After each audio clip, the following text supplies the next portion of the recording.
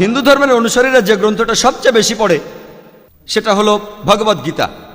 যদি আপনি ভগবদ্গীতা পড়েন, 2য় অধ্যায়ের 20 অনুচ্ছেদে বলা হচ্ছে যে মানুষগুলোর জ্ঞান আর বুদ্ধিকে চুরি করে নিয়েছে জাগতিক আশা আকাঙ্ক্ষা, তারা অপদেবতার পুজো করে। তার অর্থ, যে সব মানুষের জ্ঞান বুদ্ধিকে জাগতিক আশা আকাঙ্ক্ষা চুরি করে নিয়েছে তারাই অপদেবতার পুজো করে এক সৃষ্টিকর্তাকে বাদ দিয়ে।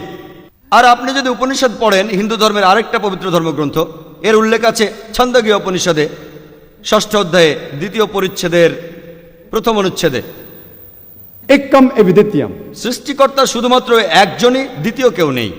এছাড়াও শ্বেতাক্ষেত্র উপনিষদে উল্লেখ আছে 6ষ্ঠ অধ্যায়ের 9 অনুচ্ছেদে, না কস্য কসিজ জনিতা না কদিপা। এর মানে সৃষ্টিকর্তার, সর্বশক্তিমান স্রষ্টার কোনো প্রভুই নেই, আর তার কোনো মা বাবাও নেই। আরও উল্লেখ আছে শ্বেতাক্ষেত্র উপনিষদে 4র্থ অধ্যায়ের 19 অনুচ্ছেদে, না তস্য প্রতিমা অস্তি, সৃষ্টিকর্তার কোনো প্রতিমূর্তি নেই। এছাড়াও শ্বেতাক্ষেত্র উপনিষদে 4র্থ অধ্যায়ের 20 অনুচ্ছেদে উল্লেখ আছে যে স্রষ্টার কোনো আকার নেই, কেউ তাকে চোখ দিয়ে দেখতে পায় না। হিন্দু ধর্মের সব গ্রন্থগুলির মধ্যে সবচেয়ে পবিত্র হলো বেদ। বেদ প্রধানত 4 প্রকার: ঋগ্বেদ, যজুর্বেদ, সামবেদ আর অথর্ববেদ। আপনি যদি যজুর্বেদ ভালোভাবে পড়েন, সেখানে উল্লেখ আছে 32 অধ্যায়ের 3 অনুচ্ছেদে, না তস্য প্রতিমা অস্তি, সৃষ্টিকর্তার কোনো প্রতিকৃতি নেই, সর্বশক্তিমান স্রষ্টার কোনো আকার নেই। এছাড়াও যজুর্বেদে 40 অধ্যায়ের 8 অনুচ্ছেদে উল্লেখ আছে যে সর্বশক্তিমান স্রষ্টা নিরাকার এবং পবিত্র। আর যজুর্বেদে এর পরের অনুচ্ছেদে 40 অধ্যায়ের 9 অনুচ্ছেদে উল্লেখ আছে যে अंधात्म पविशन्ति या असम्बुद्धिमुपास्ते, তারা অন্ধকারে প্রবেশ করে যারা কোনো আসাম্ভূতির পূজা করে।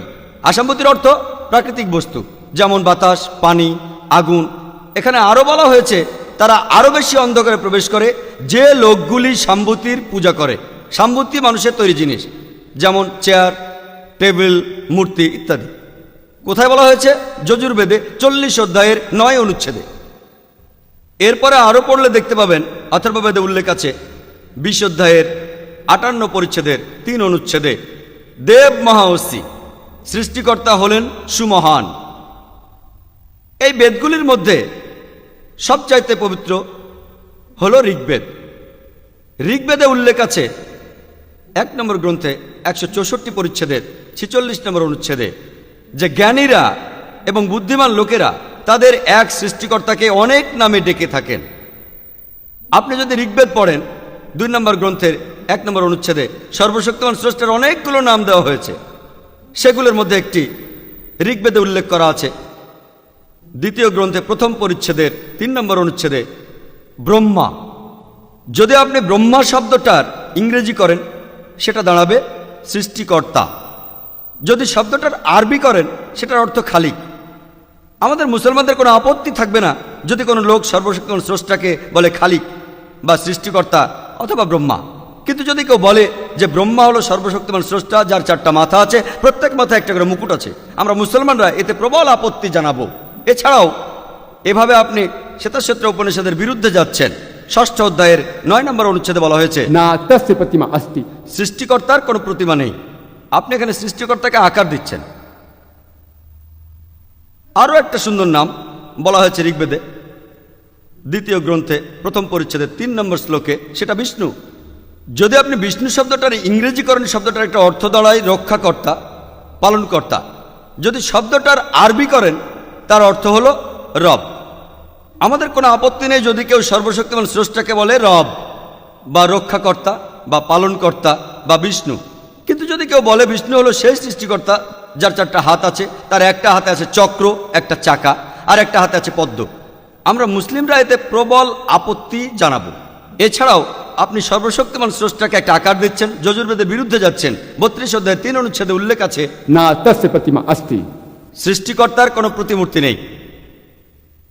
এছাড়াও ঋগ্বেদে বলা হয়েছে 1ম অধ্যায়ের 1ম অনুচ্ছেদে, মা চিদনিধি সংসদ, শুধু তাকেই বন্দনা করা উচিত, একমাত্র তাকেই উপাসনা করো। ঋগ্বেদে উল্লেখ করা আছে 6ষ্ঠ অধ্যায়ের 45 পরিচ্ছেদের 16 অনুচ্ছেদে, या एक मुष्टि ही, ঈশ্বর মাত্র একজনই, শুধু তারই উপাসনা করো। আর ব্রহ্মসূত্র যেটা হলো হিন্দু ধর্মের মূল বিশ্বাস, সেটা বলছে एकम ब्रह्म दुस्त्या नास्ते निया नास्ते किंचन। ভগবান একই হে, দুসরা নেহি হে, নেহি হে, নেহি হে, জরা ভি নেহি হে। স্রষ্টা মাত্র একজনই, দ্বিতীয় কেউ নেই, কেউ নেই, কেউ নেই, আর কখনো কেউ ছিলও না। আপনি যদি হিন্দু ধর্মগ্রন্থগুলো পড়েন, আপনি তাহলে হিন্দু ধর্মের সৃষ্টিকর্তার ধারণাকে ভালোভাবে বুঝতে পারবেন।